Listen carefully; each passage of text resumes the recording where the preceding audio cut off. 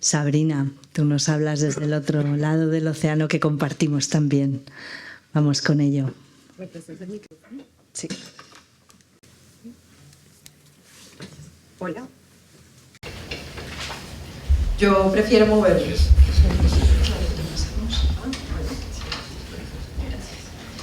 Yo prefiero moverme porque seguramente si empiezo a hablar en la silla voy a empezar a dar vueltas y a moverme. Entonces, bueno, lo que les decía, mi nombre es Sabrina Burgos Capera, hago parte de Fe Alegría hace muchos años. Creo que Fe Alegría ha sido y es en este momento pues también parte de la realización de mi opción política. Profundamente convencida que la educación es eso, es un camino que hace posible que otras realidades en los contextos que pues la vida se ve vulnerada y quebrantada sean posibles. Y pues esa es la esquina del mundo desde donde me paro. Y quisiera pedirles un favor, y creo que es muy cercano para todos y todas nosotras, pensar cuál es el lugar en donde tenemos nuestras tiendas de campaña. Entendemos todos y todas la metáfora, ¿no? ¿Dónde tenemos nuestra tienda de campaña? Y quiero que lo pensemos en un momento y lo compartamos 20 segunditos con la persona que tengamos ahí al lado, los vecinos, las vecinas. ¿Dónde está nuestra tienda de campaña? Conversemos.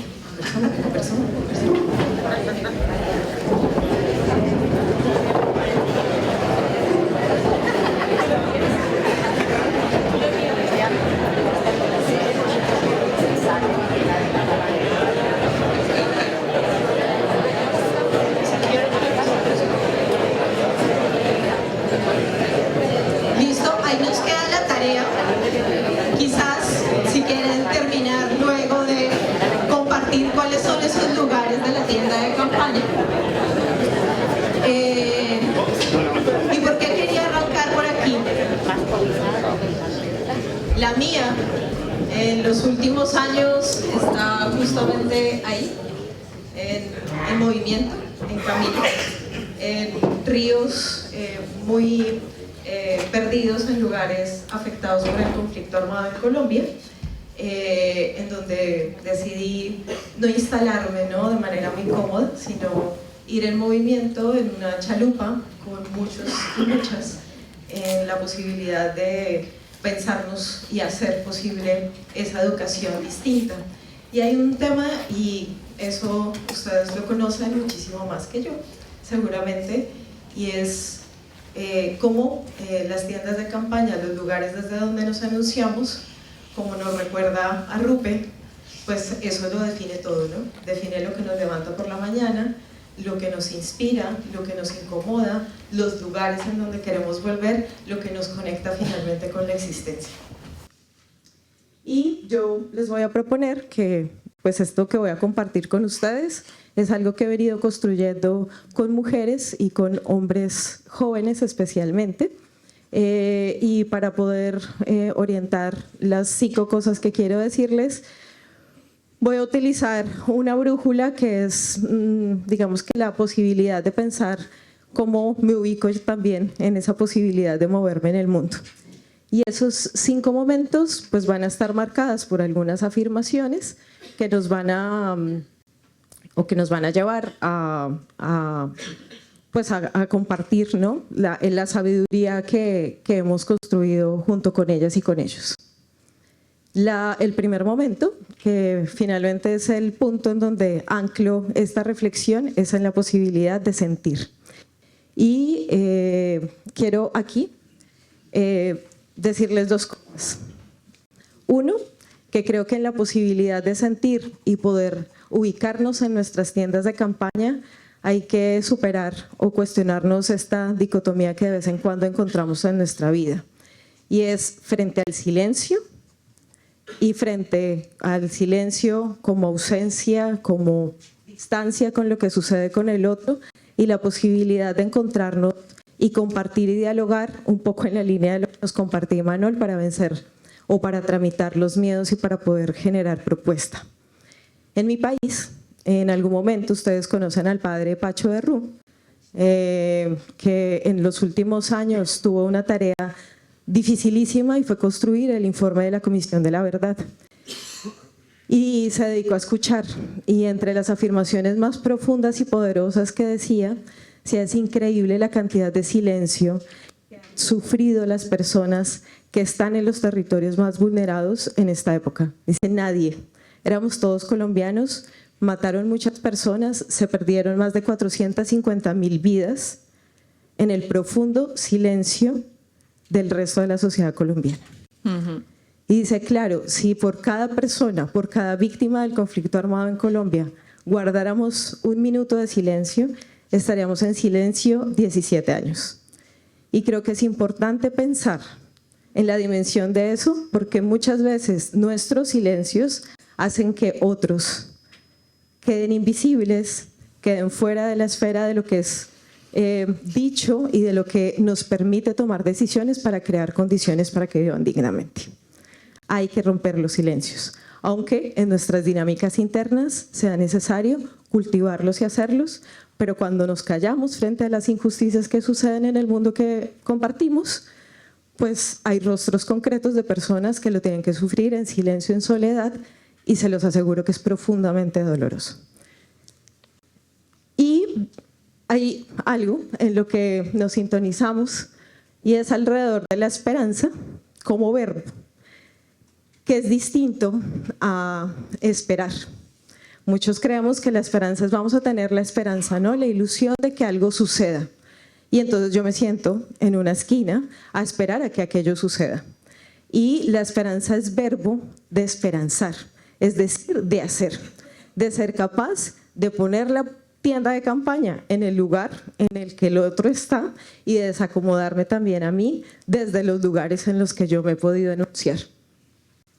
Y eso tiene unas implicaciones. Entonces, cuando les contaba lo de la brújula, además del sentir, en el que quería ponerles esos dos elementos, el romper el silencio y la posibilidad de esperanzar como verbo, es bueno, tenemos que aprender a analizar la realidad en donde estamos, hacernos las preguntas incómodas, y creo que para todas las personas que comparten el sector social, obviamente esto termina siendo una práctica cotidiana que permite analizar de una manera un poco más crítica el lugar en el que estamos y las acciones que desarrollamos. Y a mí me gustaría que en este momento miraran un poco el resto de sus compañeros y compañeras en el auditorio y se hicieran una simple pregunta. ¿Será que nos hace falta alguien o alguienes o algunos rostros concretos en este espacio? ¿Alguien cree que alguien hace falta?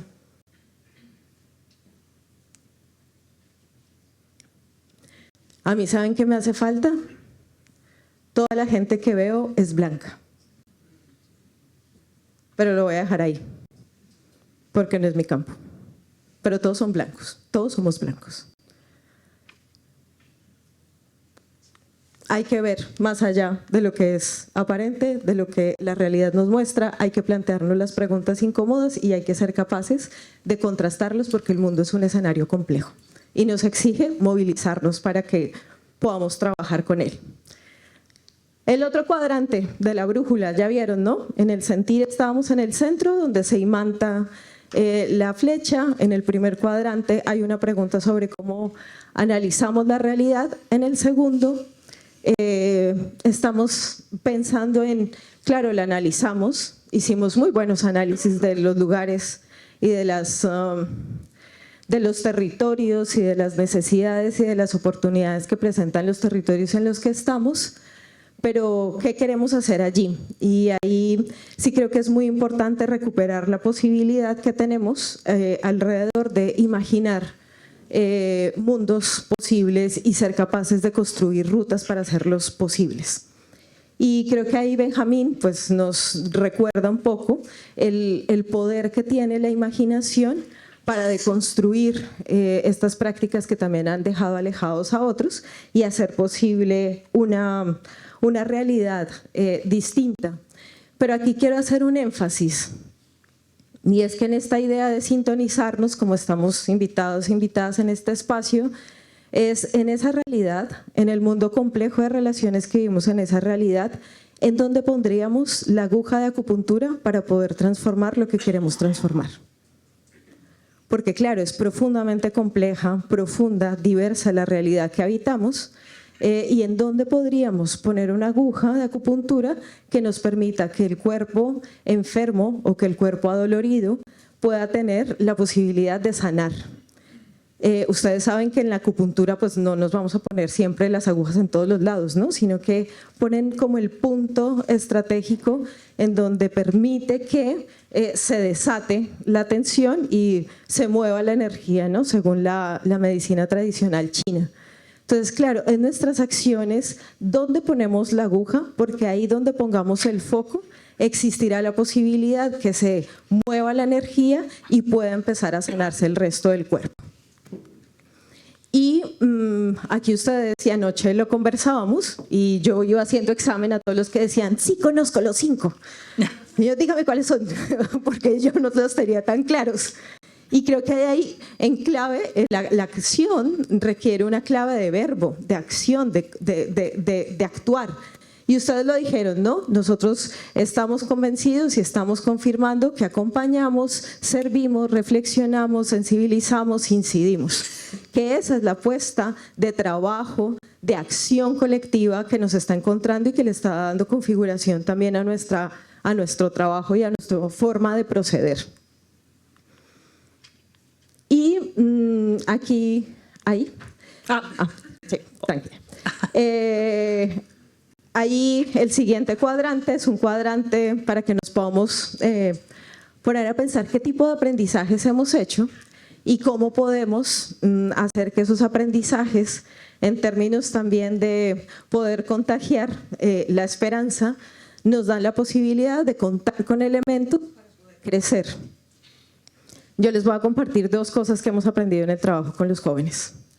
Uno, que para poder desinstalar y desnaturalizar las formas violentas que en un país como Colombia, después de tantos años de conflicto, hemos naturalizado.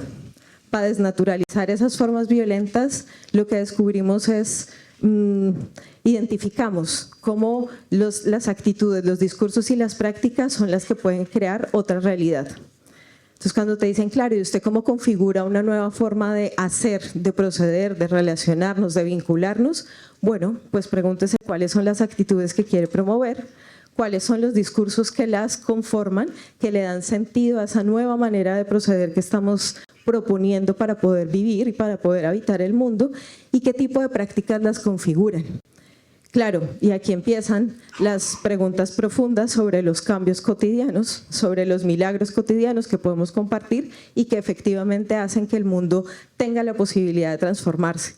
Pero ojo, esto no solamente pasa en el nivel individual, sino que tiene una exigencia para poder elevarse en otro nivel en nuestra forma de trabajo organizativo a nivel colectivo.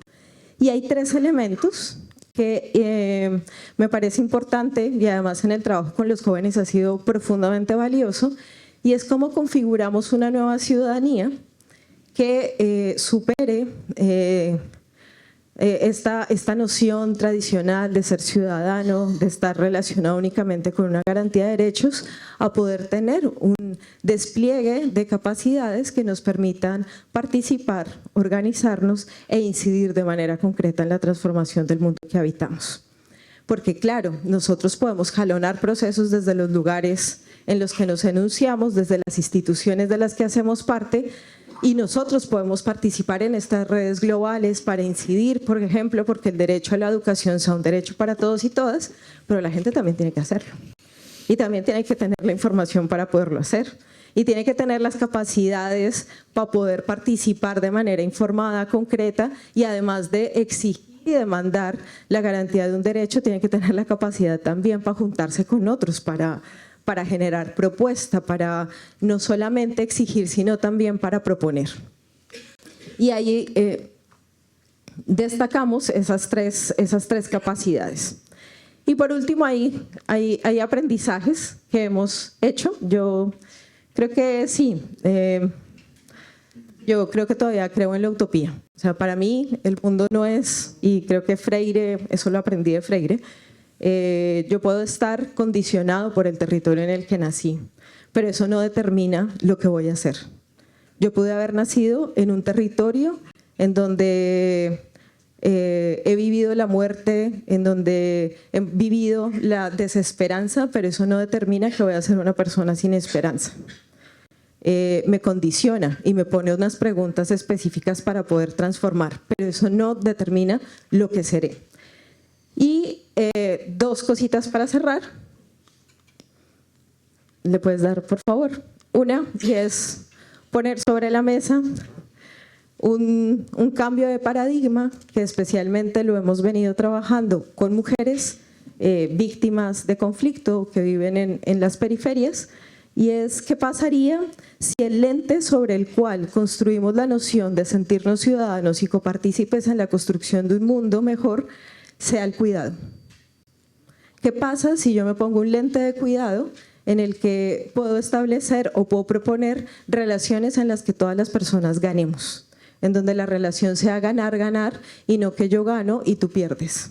En donde podamos cuestionar las dinámicas del éxito, del desarrollo, del poder, y podamos generar una dinámica alternativa que nos permita cuidarnos a nosotras mismas, a los otros con los que compartimos la vida y a la tierra que habitamos y compartimos.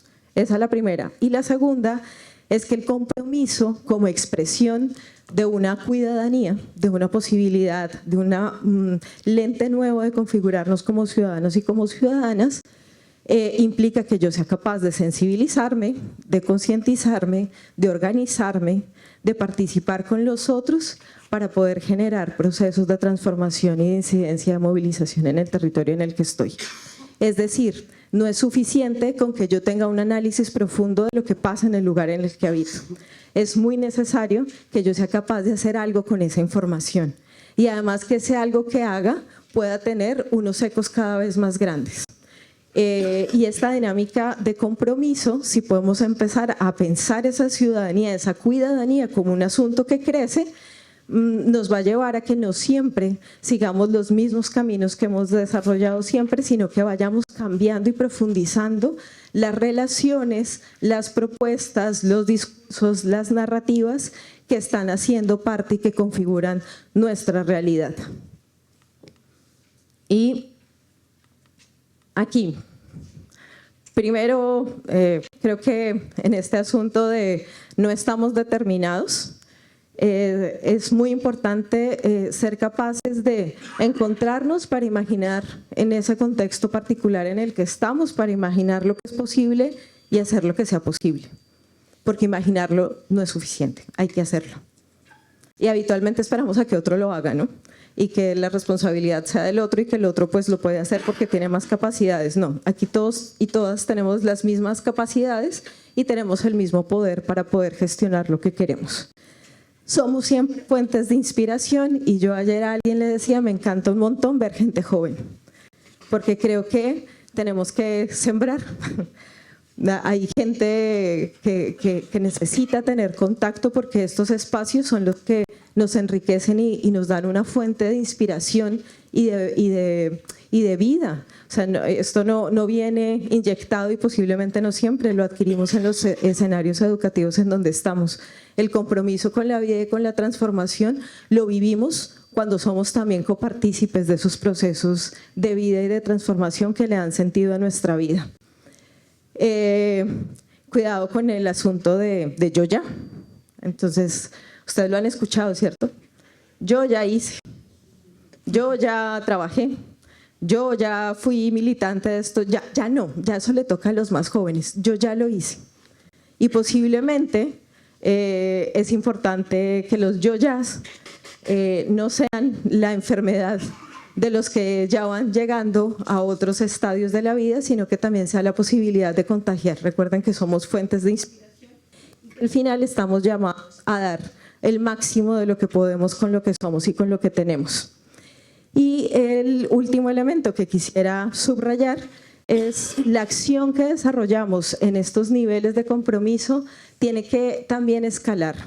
Es muy importante lo que pasa en lo local, profundamente poderoso, en las relaciones cotidianas que establecemos con nosotras, con nuestras amigas, con nuestra familia, con las personas cercanas con las que crecemos, pero también es muy importante en la manera en la que podemos ir conectando lo local con algo mucho más grande, ya sea a nivel regional, nacional, internacional. Es decir, hay causas que pueden estar pasando en todo el mundo y que estaríamos llamados a atenderlas en una escala casi multinivel, ¿no?